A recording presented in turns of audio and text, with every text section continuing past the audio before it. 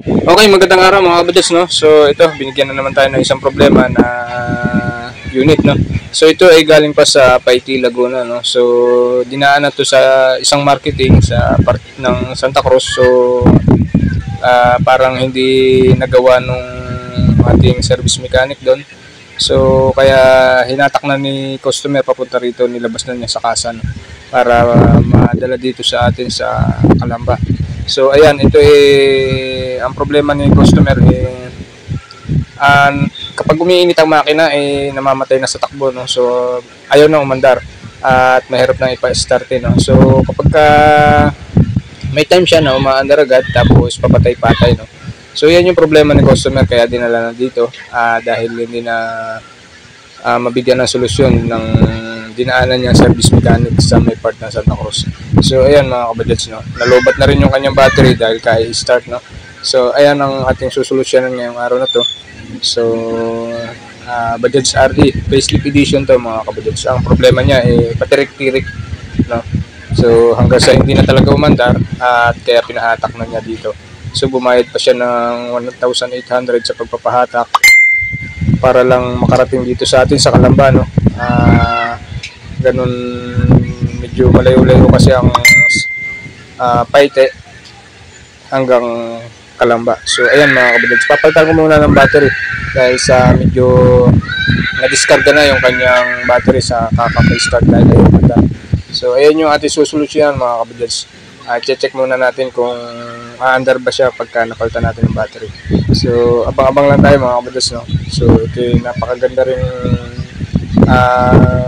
bigay ng idea sa mga ganitong unit na kapag ganito ang nagiging trouble. So ayan mga kabadgets, para magkaroon kayo ng idea o tips sa mga ganitong problema. So ayan mga kabadgets, no.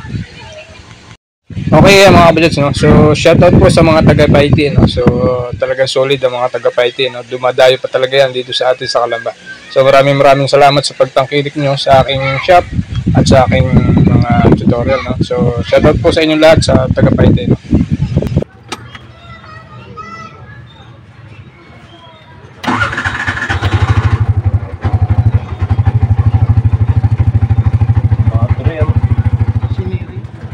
Okay yan mga kabadgets, no. So umandar yung unit, one click.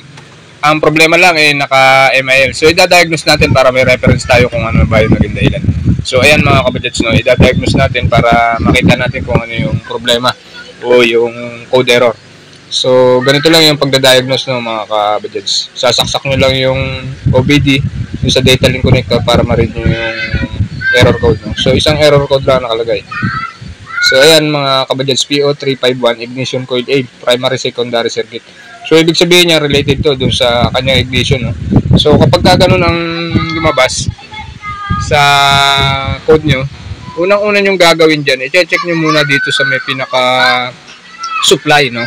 So nasan ba ang supply ng ating ignition coil? So nandito yan sa fuse box. Yan yung mga possible na dahilan mga kabadgets, no, kung bakit lumabas yung kanyang error code na ignition coil, primary and secondary. So ibig sabihin yung supply ang nagkakaroon ng problema. So kung mapapansin nyo yung kanyang fuse box, yung mga connector ay dugsong-dugsong na, no. So dugsong-dugsong na at malamang sa malamang na hindi na maganda yung kondisyon ng mga socket nito kaya ganito na, dinugsong-dugsong na, no. So ayan, ayusin na lang natin yung pagkaka-repair nito mga kabadgets. So ito yung fuse box niya, itong number 1 fuse. Ayan, medyo masama na ang lagay, no. So medyo inaamag na yung kanyang connector.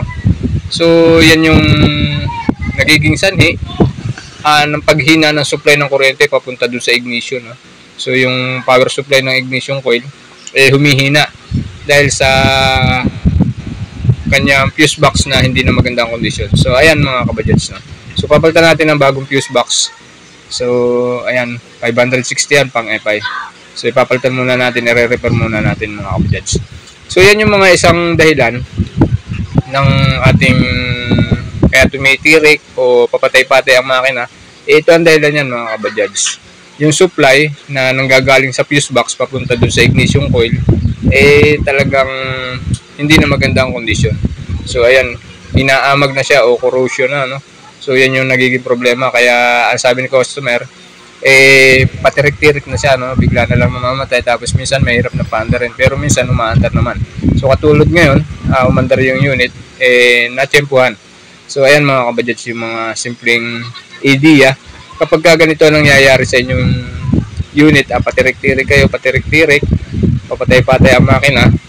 So dito muna kayo sa mga basic na kailangan i-check, no? So katulad nito sa fuse box ang naging problema. So pero ang lumabas na error code ay ignition coil.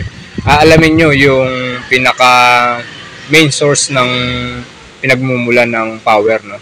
So kung bakit hindi gumana ng maayos yung ating ignition coil. So talagang step by step sa pag-check ng mga ganitong problema. So ayan mga kabadgets, no? Pinalitan na natin ang bagong fuse box. Tapos i-delete natin yung mga error code. So ayan mga kabadgets, ito yung kanyang fuse box na luma. So pinalitan na natin dahil magulo na rin ang wirings, no? Okay, ayan mga kabadgets yung ating mga simpleng idea. So papaanda rin natin at i-delete natin yung code.